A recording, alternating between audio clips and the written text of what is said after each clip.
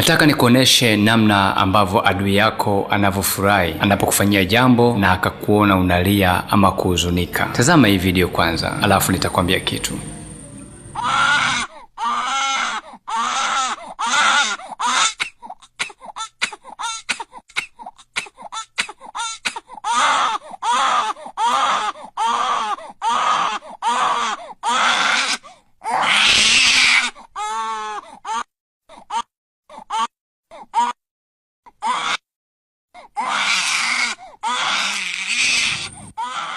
Hivi ndivyo adui yako anavyofurahi pindi anapokuona unalia, na anafarijika sana pindi anapokuona ukiwa na maumivu. Lakini acha nikupe siri moja nzuri sana. Haijalishi ya kwamba kitu gani amekutendea, jitahidi sana geuza machozi yako kuwa ni machozi ya furaha. Na pale ambako anapokupa maumivu, yafanye maumivu kuwa uvumilivu. Samehe waliokutendea, mtoe katika mfumo ambao unaamini ya kwamba atakuumiza tena. Wapendeni adui zenu na waombeeni wanaowauzi. Acha nikwambie kitu kimoja. Upendo huweza kubatilisha silaha za adui kuwa baraka kwako, na upendo huweza kubadilisha nia mbaya ya adui kuwa daraja la kukupeleka katika